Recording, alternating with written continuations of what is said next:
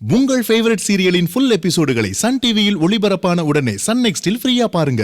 இப்போதே app download செய்யுங்கள். சரி பரவாயில்ல விடுமா, வாங்க. இப்பதான் உங்களை பத்தி பேசிக்கிட்டு இருந்தேன். நீங்க ஆர்டர் பண்ண நெக்லஸ அது எங்களுக்கு வேண்டாம் சார். அதை நாங்க கேன்சல் பண்ணிக்கிறோம். வேண்டாமா? ஏன் மேடம், என்னாச்சு? என்னோட தம்பி கல்யாணத்துக்காக அவனுக்கு வரப்போற பொண்டாட்டிக்கு போட்டு பார்க்கதான் அந்த நெக்லஸ் நாங்க புக் பண்ணோம் சார். ஆனா இப்போ தம்பி கல்யாணமே வேண்டான்னு சொல்லிட்டான். ஓ, இந்த கல்யாணத்துக்காக தான் நாங்கள் பாம்பேலேருந்தே வந்தோம். இப்போ அவனே கல்யாணம் வேணான்னு சொல்லும்போது இந்த நெக்லஸை வாங்கி நாங்கள் என்ன பண்ண போகிறோம்? அதனால் அவங்க ஆசைப்பட்ட மாதிரியே அவங்கள்ட்டே நெக்லஸை கொடுத்துருங்க. ரொம்ப ரொம்ப நன்றிங்க. ஐயோ, இதுக்கு எதுக்குங்க நன்றி எல்லாம்? எங்களுக்கு தான் என் தம்பி கல்யாணத்தை பார்க்க கொடுத்து வைக்கல. நீங்களாவது அந்த நெக்லஸ் உங்க பேத்திக்கு போட்டு விசேஷத்தை நல்லபடியா நடத்துங்க. நிறைய ஆசைப்பட்டு தான் பாம்பேல இருந்து வந்தோம். கல்யாணத்துக்காக சரஸ்வதி ஸ்டோர்ஸ்ல இருந்து துணியெல்லாம் வாங்கினோம். கடைசியில என் தம்பி கல்யாணமே வேண்டான்னு சொல்லிட்டான். இந்த மேடம் தான் சரஸ்வதி டெக்ஸ்டைல்ஸோட ஓனர். ஓ, அப்படிங்களா? ஆமாங்க, ஆமா ஆமா. கேக்குறேன்னு தப்பா நினைக்காதீங்க. ஏன் உங்க தம்பி திடீர்னு கல்யாணம் வேண்டாம்? ஏன் தெரியலங்க. இதுதான்னு தெளிவா ஒரு காரணத்தை சொல்ல மாட்டேங்கிறான். ஆனா கல்யாணம் வேண்டான்னு ரொம்ப புடிவாதமா இருக்கான். இந்த காலத்து பசங்களே இப்படித்தாங்க. மனசுல ஒருத்தரை நினைச்சுக்கிட்டு அவங்க வாழ்க்கையை வாழாமலேயே விட்டுடுறாங்க. சரி பரவாயில்ல, உங்களுக்கு ஆட்சேபனை இல்லைன்னா ஒரு நாளைக்கு உங்க தம்பியை கூட்டிக்கிட்டு கடைக்கு வாங்க. நாங்க எல்லாரும் உட்காந்து பேசி பாக்குறோம். கண்டிப்பா சரியாயிடுவாரு. ரொம்ப நன்றிங்க. எதுக்கு இதுக்கெல்லாம் நன்றின்னு சொல்லிக்கிட்டு? சரிங்க, அப்படின்னா சீக்கிரமே நாங்கள் அவனை கூட்டிகிட்டு வரோம். நீங்கள் பார்த்து ஒரு 4 வாரத்தை சொன்னா நிச்சயம் அவன் கேட்டுப்பான். முயற்சி பண்ணி பாப்போம். சரி சரிங்க, வரங்க.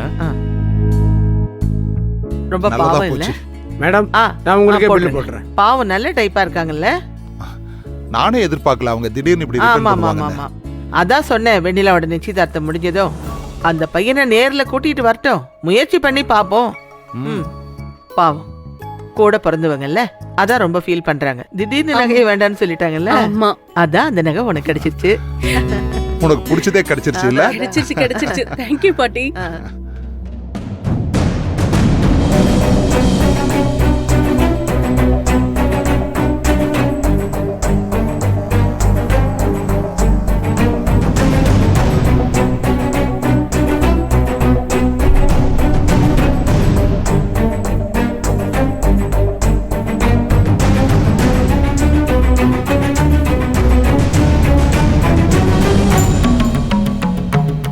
என்னக்கா, நான் சொன்ன மாதிரி பேசிட்டீங்களா? அதெல்லாம் நீ என்ன சொன்னியோ அதே மாதிரி பேசி நெக்லஸையும் கொடுத்துட்டோம்.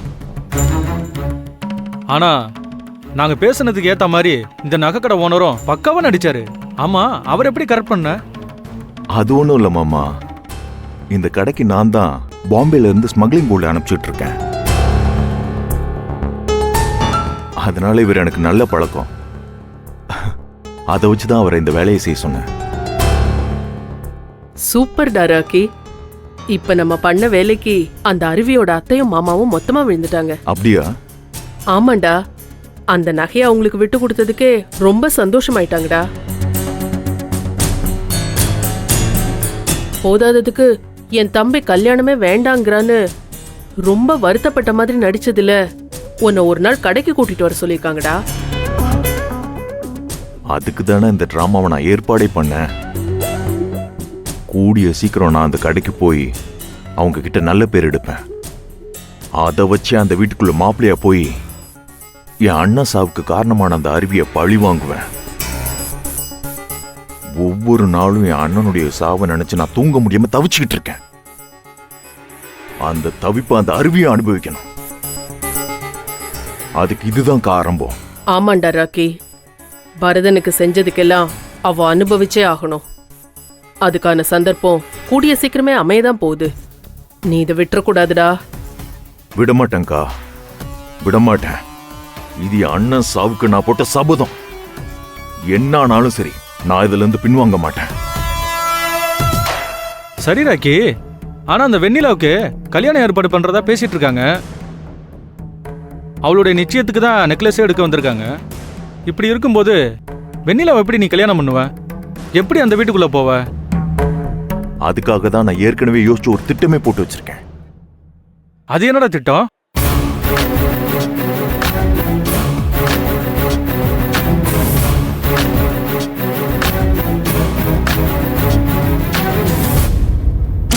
இது என்னது?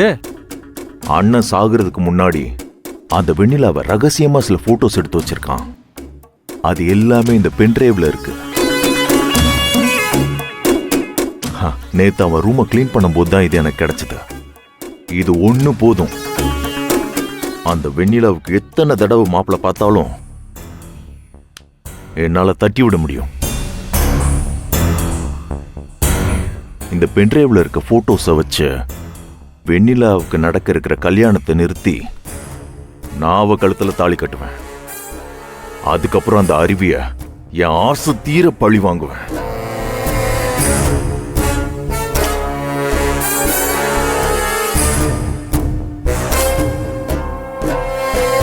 வாங்க போலாம்.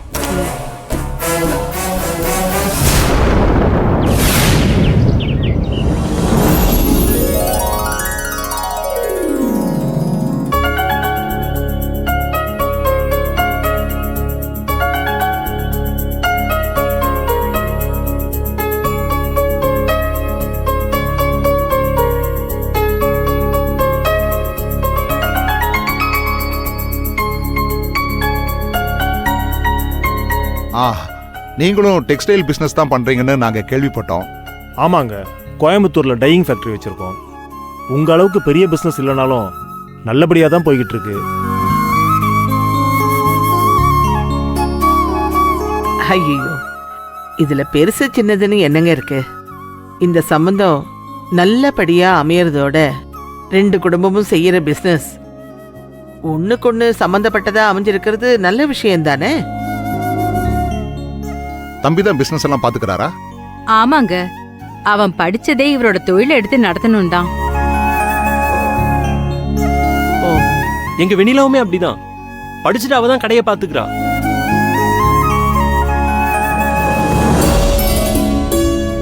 இப்படி ஒரு நல்ல வரன் அமைஞ்சு வர்றப்போ சீக்கிரமாவே வெண்ணிலாவுக்கும் உங்க பையனுக்கும் நிச்சயதார்த்தம் பண்ணிடலான்னு நினைக்கிறேன். நீங்க என்ன சொல்றீங்க?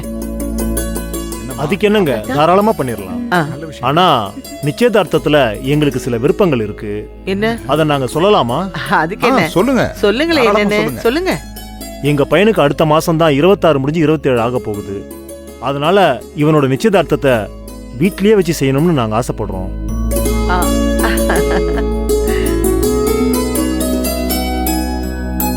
ஆசை மட்டும் இல்ல, இவனுக்கு நடக்க போற நிச்சயதார்த்தம் வீட்ல தான் நடக்கணும்னு நானும் என் பொண்டாட்டியும் ஏற்கனவே முடிவு பண்ணி வச்சிருக்கோம். நல்ல விஷயம் தானுங்க. எங்கேயோ மண்டபத்திலயோ கோயில்லயோ நிச்சயதார்த்தம் நடக்கிறத விட வீட்ல நடக்கிறது ரொம்ப நல்ல விஷயமாச்சு.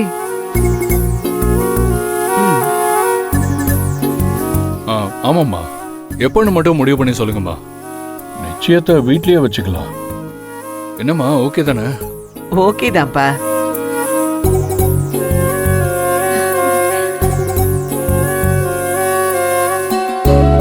சரிங்க, அப்ப நாங்க கிளம்புறோம். எங்க ஜோசியர்கிட்ட கலந்து பேசிட்டு நிச்சயதார்த்தத்தை எப்போ எங்க வச்சுக்கலான்னு நாங்க சொல்லி அனுப்புறோம். சரிங்க, நீங்க பேசிட்டு சொல்லுங்க. நீங்க சொன்ன மாதிரியே செஞ்சிடலாம். என்ன வெண்ணிலா, உனக்கு சம்மதம் தானே? அவ பிடிச்சிருக்குன்னு தான் சொன்னா. என்னம்மா, சம்மதத்தை சொல்லு. எனக்கு சம்மதம் தான் பாட்டி.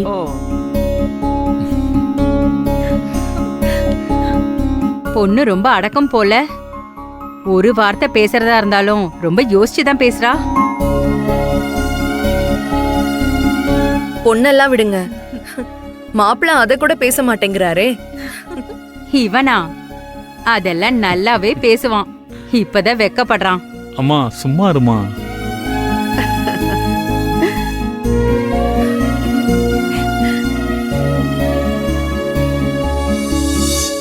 சரிங்கம்மா, ஜோசியர் கிட்ட பேசிட்டு உங்களுக்கு தகவல் சொல்றோம். அப்ப நாங்க கிளம்புறோம். ரொம்ப நன்றி. அப்போ நாங்கள் போயிட்டு போயிட்டு வரோம். வரோங்க.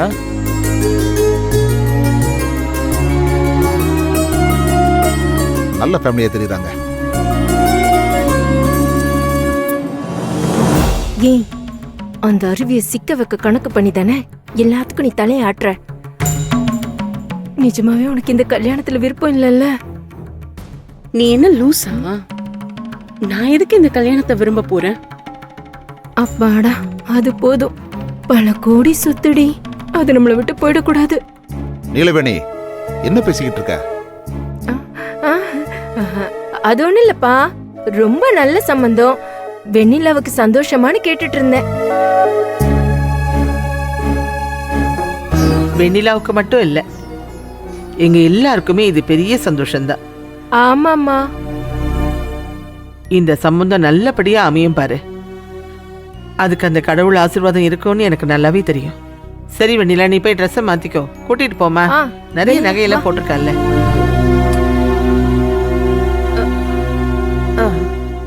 வாங்க.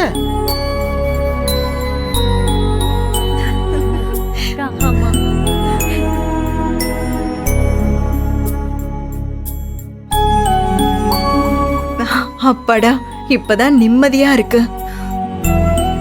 உண்மைதான்க்கா. என்ன நீ சொல்றீங்க? ஆமா, எங்க இந்த சம்பந்தம் பிடிக்காம நீலவேணி அண்ணி தட்டி கழிச்சிருவாங்களோன்னு பயந்துட்டே இருந்தேன். நல்ல வேலை, இது நிச்சயதார்த்தம் வரைக்கும் போயிரும் போல இருக்கு. பின்ன அத்தை சொன்ன வார்த்தைக்கு வெண்ணிலாதான் கட்டுப்பட்டு நடக்கிறான்ல. இனிமே அண்ணி என்னதான் நினைச்சாலும் இந்த சம்பந்தத்தை ஒண்ணும் பண்ண முடியாது. கவலைப்படாதீங்க. எப்படியோக்கா, இந்த கல்யாணம் நல்லபடியா நடந்து வெண்ணிலாக்கு ஒரு நல்ல வாழ்க்கை அமைஞ்சா ரொம்ப சந்தோஷம். வெண்ணிலாக்கு மட்டும் இல்ல, இந்த கல்யாணம் நடந்தா உங்க 2 பேர் வாழ்க்கையில எந்த பிரச்சனையும் இல்லாம இருக்கும். ஆமா, அதுதான் எங்களுக்கு பெரிய சந்தோஷம். கல்யாணம் ஆனதுல இருந்து எவ்வளவு பிரச்சனை நடந்திருக்கும். இப்பதான் புருஷன் பொண்டாட்டியா ஒத்துமையா ஒண்ணுக்குள்ள ஒண்ணா வாழ ஆரம்பிச்சிட்டாங்கல்ல, அப்புறம் என்ன?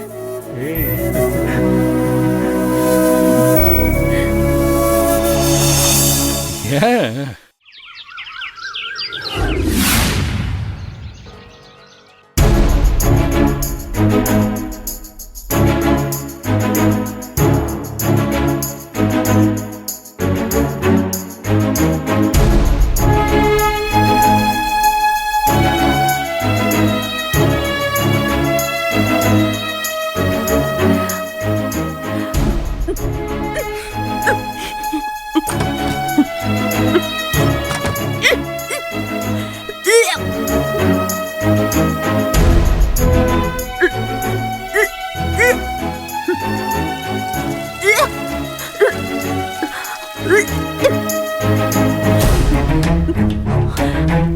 அருவி,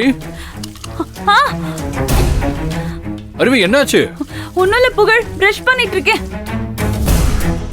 அதுக்கு தான் எவ்வளவு சவுண்ட் கொடுத்துட்டு இருந்தியா? நான் என்னமோன்னு பயந்துட்டேன். சரி, நான் மாடிக்கு போயிட்டு ஒர்க் அவுட் பண்ணிட்டு வந்துடுறேன். ஏதாவது நான் கூப்பிடு, சரியா?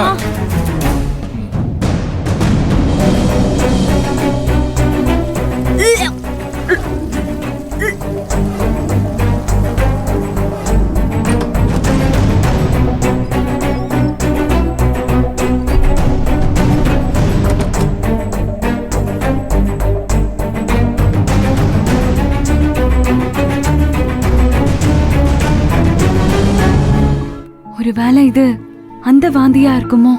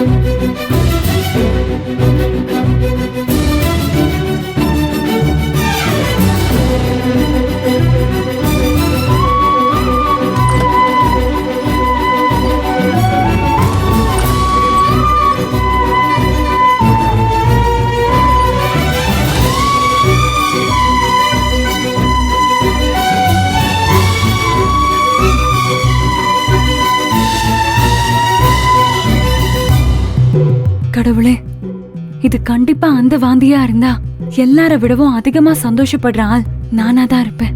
எப்படியாவது நல்ல ரிசல்ட்டா இருக்கணும்.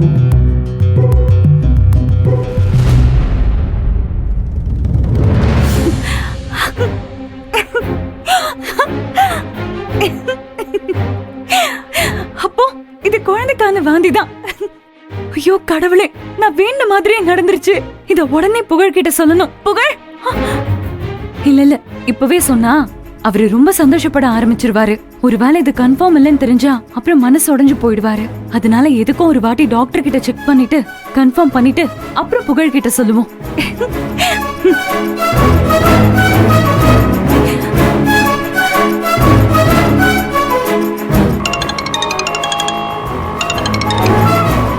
சொல்லு அருவி. அப்பா எங்க இருக்கீங்க? இதோ ஃப்ரெண்ட பார்க்க போயிட்டு இருக்கம்மா. சொல்லு. அப்பா கொஞ்சம் உடனே அடையார் ஹாஸ்பிடல் வரைக்கும் வர முடியுமா? ஹாஸ்பிட்டலா? என்னாச்சு அருவி? உனக்கு ஒண்ணும் இல்லையாம்மா? ஐயோ அப்பா, நீங்க பயப்படுற மாதிரிலாம் எதுவும் இல்ல. அப்புறம் எதுக்கு ஹாஸ்பிட்டல்? அருவி எதுவா இருந்தாலும் மறைக்காம சொல்லுமா. ஐயோ அப்பா, நீங்க பதட்டப்படுற அளவுக்கு இது ஒன்றும் பெரிய விஷயமே இல்ல. பா நீங்க நேர்ல வாங்க, நான் விளக்கமா சொல்றேன். சரி சரி, இதோ நான் வந்துட்டே இருக்கேன். சரி, நான் ஒரு ½ அன் ஹவர்ல ரெடி ஆயிட்டு வந்துடுறேன். நீங்களும் அங்க வந்துருங்க. ஓகேயா? நான் வந்துடுறேன்.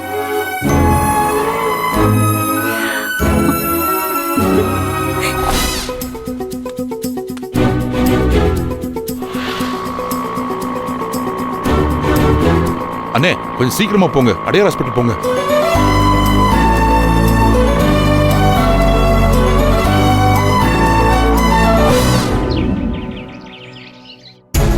பார்த்து தூக்கு, அங்க வச்சிடலாம். அப்படியே பொறுமையா இருக்கு. லக்ஷ்மி கொஞ்சம் தண்ணி எடுத்துருவா. ஏன் கலை, அந்த இடத்த கொஞ்சம் க்ளீன் பண்ணிடு. இந்த சேர் எடுத்து அங்க வச்சிடறேன்.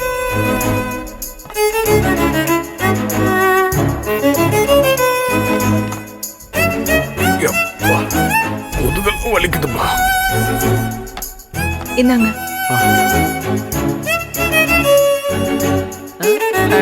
என்ன வேலை பார்த்துட்டு இருக்காங்க பாருங்க. என்னப்பா இன்னும் ரெடி ஆகலையா? இப்பதான் ஒரு வருஷமா ரெடி பண்ணிக்கிட்டு இருக்கோம்.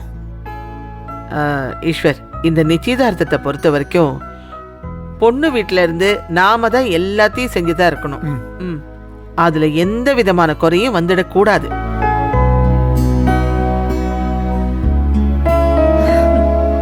மா, அதெல்லாம் நாங்க எல்லாத்தையுமே பாத்துக்கிறோமா, நீங்க ஃப்ரீயா விடுங்க. சரிடா, நிச்சயத்துக்கு அப்புறம் சாப்பாட்டுக்கு எங்க அரேஞ்ச் பண்ணிருக்கீங்க? அப்பா கோயில் பக்கத்துலயே ஒரு கேட்டரிங் சர்வீஸ் கிட்ட சொல்லியாச்சு. சோ அவங்க எல்லாத்தையும் டைம்க்கு எடுத்துட்டு வரேன்னு சொல்லிட்டாங்க. டேபிள் ஒன்னு எடுத்து போட்டுற வேண்டியது. எடுத்து வச்சுச்சுமா. என்ன நீ மட்டும் இறங்கி வர்ற? அருவி எங்க? தெரியலையப்பா, அவன் எங்கேயோ கிளம்பி போயிட்டான்னு நினைக்கிறேன். போயிட்டான்னா ஃபோன் பண்ண வேண்டியது தானே? இல்ல, ஃபோன் பண்ணப்பா, அவ எடுக்கல. என்னடா இதெல்லாம்? என்ன இதெல்லாம்? வெண்ணிலாவுக்கு இன்னைக்கு நிச்சயதார்த்தம்னு தெரியாது அவளுக்கு? சொல்லாம கொள்ளாம இப்படி கிளம்பி போன என்ன அர்த்தம்?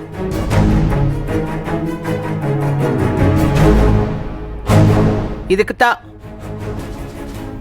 நான் அவ பண்ற சில விஷயங்கள சரியில்லைன்னு கோவப்படுறது. ஆனா அது புரியாம நீங்க எல்லாரும் அவளுக்கு சப்போர்ட் பண்றது.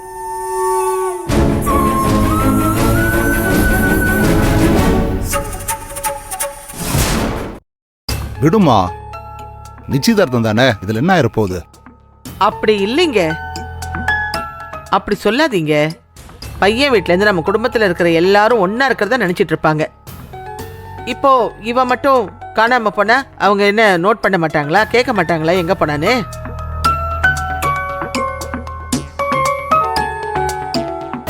அம்மா, அவளுக்கு தான் வெண்ணிலாவுக்கு ஒரு நல்லது கெட்டது நடக்கிறது பிடிக்கவே பிடிக்காதுல்ல. அவ எப்படி இங்கே இருப்பா? வேணும்னே கிளம்பி போயிருப்பா. அதனாலதான் அவ போனே அட்டென்ட் பண்ண மாட்டேங்கிறா. பாட்டி விடுங்க பாட்டி, அவ வரலன்னா இப்ப என்ன ஆயிட போகுது? நான் ஒன்னும் அவ நிச்சயதார்த்தத்துக்கு வரணும்னு எதிர்பார்க்கல. அத்தை, அப்படிலாம் எதுவும் இருக்காது அத்தை. அருவி ஒன்னும் வேணும்னே இப்படி வராமலாம் போக மாட்டா. ஏதாவது அவசரமான வேலையா போயிருப்பா. ஆமாம்மா.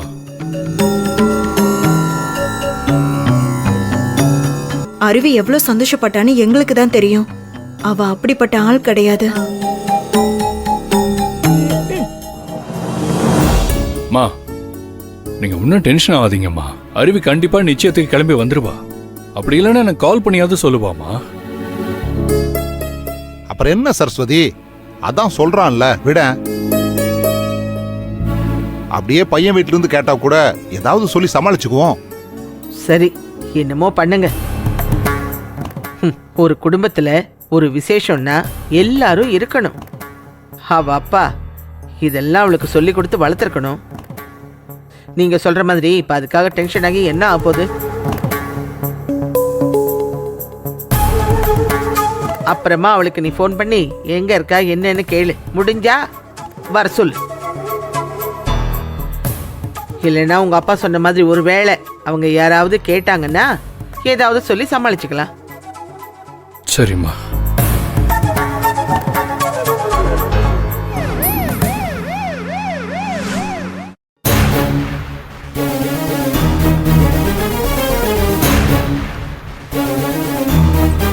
என்னாச்சு டாக்டர்? ரிசல்ட் பாசிட்டிவ் தான். உங்க பொண்ணு கன்சீவ் ஆயிருக்காங்க.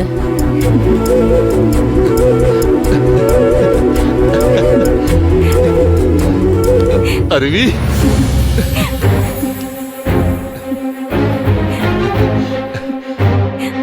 ரொம்ப நன்றி டாக்டர். இவ்வளவு சந்தோஷமான செய்தியை சொல்லி என் மனசு நீங்க நிறைய வச்சிட்டீங்க டாக்டர். உங்களுக்கு எவ்வளவு நன்றி சொன்னாலும் அது பத்தாது. எனக்கு எதுக்கு நன்றி எல்லாம்? உங்களுக்கு தாத்தாங்கிற ஸ்தானத்தை கொடுத்த உங்க பொண்ணுக்கு நன்றியை சொல்லுங்க.